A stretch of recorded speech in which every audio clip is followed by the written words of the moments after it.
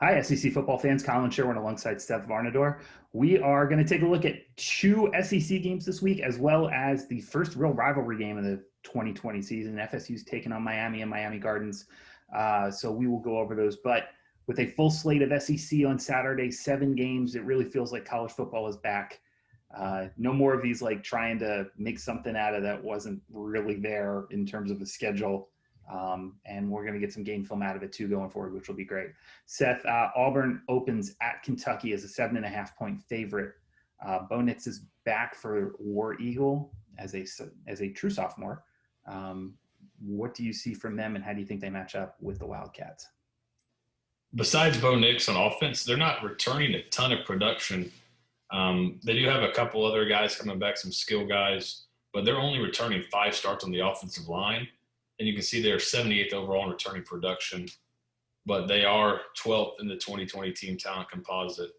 Kentucky, on the other hand, is bringing back 52 starts on the offensive line, and they have a very highly rated offensive line when you look at offensive line metrics, and they're 25th in returning production with being 27th on defense. So Kentucky brings back some more experience. Auburn is a little more talented. All right, so looking at Auburn last year, I decided to look at their bowl game because I think the big thing you're going to want to watch for this game, especially for live betting, is you're going to want to see how Kentucky runs the football. So Auburn has been really good against the run the last 2 years, but they also just graduated a ton of horses up front, graduated or left early for the NFL. In their bowl game, which you saw kind of a little bit less of some of those guys, and you saw some more of their younger guys, Minnesota was able to run the ball on them pretty consistently. Yeah, I was at this game actually, Seth, and it was, I mean, at some point you're seeing these bigger players just get pushed around by Minnesota and running the wrong way, and it just seemed like Auburn couldn't get on track on either side of the ball at this game. Yeah, and that seems to happen sometimes with Auburn. They will just kind of lay an egg, and they kind of can be, they're weird, right? Auburn's kind of a very volatile team. But then once you got to commit to the run because you're not stopping it, and you open yourself up for play action. And what Kentucky gets back is they get back Terry Wilson, a quarterback who missed most of last season. But here he is 2 years ago against Florida, and he is a dynamic runner, as you can see here. He can scramble. You can design runs for him where he's making a read. And that's C.J. Henderson, who got drafted in the first round and ran like a 4.3 40. And he can also throw a little bit off the play action look. So what I'm looking for, if I'm in-game betting here, I'm looking to see, is Kentucky consistently able to move the ball on the ground? If they are, that'll set up some play action opportunities for Wilson. On the other side, I'm looking, is Auburn, are they going to be a little more consistent on offense? Can they throw the football a little bit more? They were so up and down throwing. Gus Malzahn's always going to have a pretty good rushing team, it seems like, always going to have a pretty well-schemed rushing attack. But are they better throwing the football? If not, you might see Kentucky keep it really close and have a chance to win. And right now, I believe they're 7.5-point underdog. So there might be some value there. You're getting the hook right now, especially in Lexington with so many new players coming for Auburn. Auburn tends to recruit, athletes, SEC-type athletes. That's what they get. But you can't replace game experience, especially in the weird year that's 2020. And Kentucky has sneakily kind of come up. They're 26 now in team talent, so they're moving up. And just thinking about the bowl game last year, Kentucky's offensive line was higher rated in almost every metric than Minnesota's. And Minnesota kind of pushed Auburn around a little bit. So that's something I'm watching for. Is that trend going to continue from the bowl game, or were they kind of disinterested? It's kind of one of those things you got to look and see. Felt like a little bit of both when they were there. It's definitely Auburn out in the streets partying a little bit more down here in Tampa for that game. So we'll move on to the next one. Georgia is laying 26.5 at Arkansas. Arkansas is probably going to be pretty bad this year. They do get a new quarterback in Felipe Franks from Florida, but the reason Felipe Franks is no longer the quarterback in Florida is because he got beaten out by Kyle Trask. If you got beaten out by Kyle Trask, how good can you really be? No knock on to Kyle. Derek King didn't get beat up by Kyle Trask in high school. Derek King did not get beat up by Kyle Trask. And in fact, I think Derek King beats out both these guys pretty easily. So moving on from there, Georgia 26.5. Looks like JT Daniels is possibly going to be the starter for this game. Last I heard, he had not been, and I think it's still up in there. They're keeping it pretty close to vest, but he's not been totally medically cleared yet. Is it a medical clear? Or is it medical clear? It is medical clear. Okay, he's coming off a knee surgery from last season. Right. Yeah. So it's that's kind of going to be a big, but they feel pretty good. They say they feel pretty good in their other quarterback. I think it's DeJuan Mathis is his name, and they have the definite talent advantage as we'll go ahead and look at here. With the new team talent composite that came out this last week, Georgia's actually number 1 in the team talent composite and Arkansas is surprisingly 26th. But this margin here, there's about a 7-point margin. That's also the difference between Arkansas and like the 100th rated team. So this is a huge gap, really. Right. Georgia's they're returning a little bit on the offensive line, but they returned a lot off their defense, which was really dominant.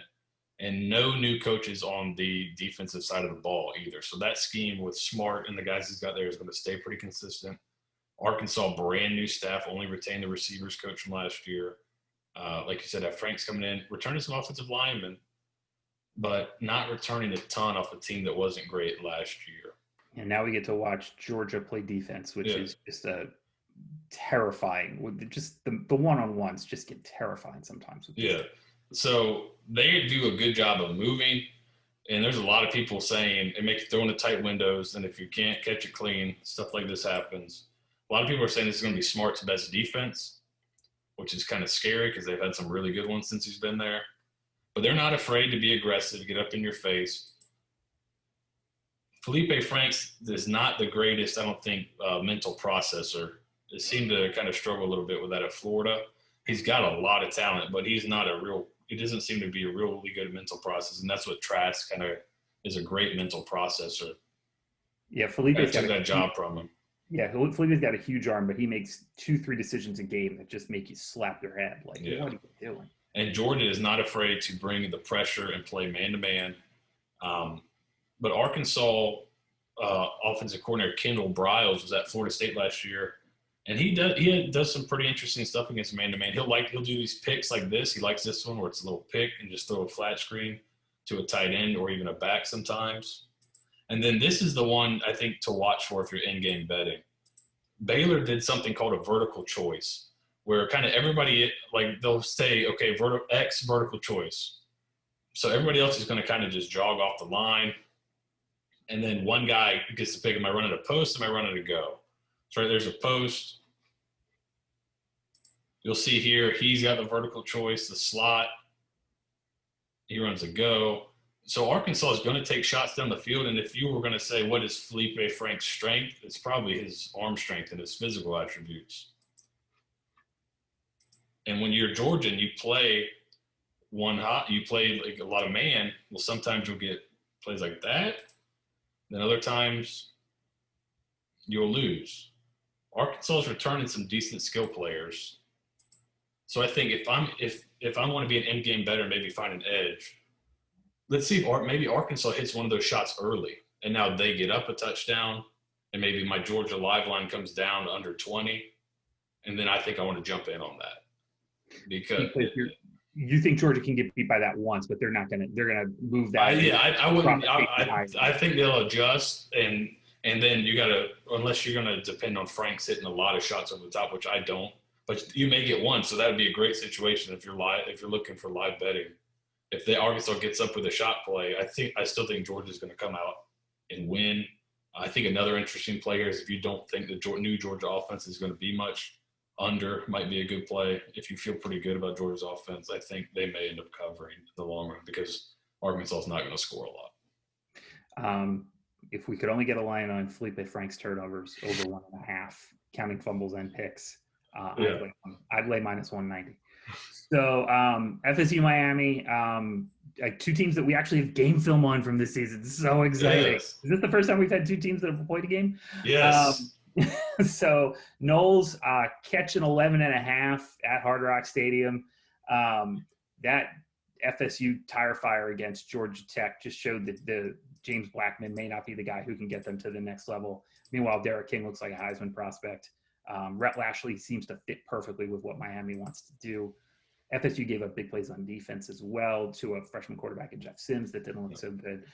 This just screams like FSU could get their doors blown off here. And also, as a side note, head coach Mike Norvell has COVID and will not be on the sideline for the game. And I think something to watch there, and I'm obviously I'm not a reporter, I'm not reporting anything, but it's hard to believe that only one person in the entire program would have that. Now they kind of have to announce it to him because when he doesn't show up for his press conference availability, it's kind of out of the bag. But they don't have to announce if a player has it or somebody else has it. What's interesting about this game is that on a talent level, Florida State and Miami are pretty much neck and neck, but from a perception level, they probably couldn't be more far apart right now. And the numbers kind of bear that out too. So when you look at yards per play on offense and defense, Miami is 9th on offense and yards per play. That's kind of boosted by their explosiveness. And 28th on defense, FSU's 51st on offense, 36 on defense. Third downs, Miami's 26 on offense, whereas FSU's 35th. And these are out of 70 teams. There's not very many teams that have played so far. Miami's 11th on third down defense, which is really good. And they're 5th, you can see, on explosive plays on offense, which is something that FSU is definitely going to have to limit if they want a chance in this game. So some of the impressive things I thought for Miami in their game against Louisville or some of the stuff in the passing game, I thought Derek King played really well, and I thought this throw was really impressive. A deep out to the sideline, and he had time to sit back and make a read. There were times against Georgia Tech where Jeff Sims got a lot of time to throw for when Florida State was playing Georgia Tech. So we see that play out. You're going to have Kings that will be able to make these plays. And they also did a great job in the RPO game. So this is my favorite throw from the game because I went down and watched this. Look, I mean, this is on time, on balance, perfect read, and back shoulder where only the Y can get it. I mean, it's perfect. Yeah, he's going in and the slip. And this guy doesn't do a bad job, really. But this is just a great throw. I mean, that's flawless. To kind of turn him back. So that's one of the Miami tight ends, and the other one is also an animal, Brevin Jordan. He's a freak of nature. He's a first-round pick. Yes. So how is Florida State going to deal with that? So here's against Georgia Tech. You see Sims gets a little bit of time to throw there and is able to find his tight end over the ball. And then Georgia Tech had some good success with RPOs, just like those last two plays for Miami were both RPOs. This one a little bit further down the field. So if Florida State wants to get aggressive to stop the Miami run game, they might sniff up, and there's some shots for RPOs. I think the biggest thing to watch for in game is how does Florida State deal with this Miami front? They can be very disruptive. Louisville's a really good zone running team, and there are certain times where Miami just kind of blew up the playboard. Happens. You see, Nestor Silvera kind of bench press this lineman into the running back there. I mean, they got some freaky dudes up front, and Florida State's been pretty bad there. And you can see here against Georgia Tech, the pocket gets pushed, and James Blackman's not able to make an accurate throw just with a little pressure in his face. Blackman's footwork is not good. It's just he really dances back there. He's probably seeing ghosts because he got beat so much all year. But you just see a little bit of pressure in his face, kind of a little bit of push right here. Not an accurate ball. It really hurts his accuracy and his consistency. And it also doesn't look like he wants to get out of the pocket too much either, which might take some pressure off, but it seems like he wants to stand back there and just sort of get smashed, which isn't really helpful. And here's something else Miami will do. They'll show pressure with the front four, and these guys are kind of just watching, waiting to see. If the back stays in the protection, this is called an add-on.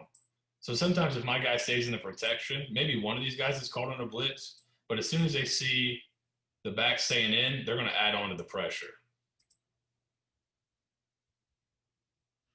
Again, getting pressure with four. Throws a pick. And here's an example of kind of a late add-on here by the fourth guy for a sack. Now, I don't want to get too carried away with some of the big plays that Miami made because those look like busts from Louisville, really struggling with the overload. Yes. But the chunk, the just basic, first down runs and RPOs and things like that, that's what Miami did that really impressed. But try not to take too much away from the two 70-yard touchdowns that they had because of on just total and complete coverage loss by Louisville. Yeah, But they kind of got they did some good stuff to kind of set that up, but they also had a lot of negative runs. So right. that's kind of the other side of it. If Florida State's defense shows up, you could be in kind of a rock fight here, where Miami's got the better quarterback. So I take them, and I tend to think they're going to win and cover, just with how bad I think Florida State offense is going to be. But that's something to watch for. You may kind of get you may be able to find an under there, and then if Florida State's not able to stop Miami's running game, I think it could end up being a blowout because I don't think Florida State's going to be able to block Miami. No, I totally agree. Total is 53.5. Yeah. That's a little lower than I thought. So the projected would be like 32-21 is the projected, 33-21, right around there. 33-22. Yeah, I don't see Florida State scoring 3 times. I agree. They're not good, man. This is a full rebuild, and this is the third full rebuild that FSU has now gone through in a row. And no head coach, and possibly no more people because you never know. It seems odd that one guy would get it, so I would definitely lean towards Miami here this week, even as the line starts to climb a little bit. Yeah, Miami and under. Keep an eye on that under, especially in end game, because you might be able to get a total that you really like, especially second half. Yeah. All right, that's awesome. For Seth Varnadore, I'm Collin Sherwin. Hope this is helpful to you on your first week of SEC football. We're going to keep these coming. Keep an eye out for our game previews. We'll have some individual game previews as well, and from Eric Buchinger and myself. And then you see these charts that Seth is using on all of these different things, where we're going to actually put these charts out for all of the SEC.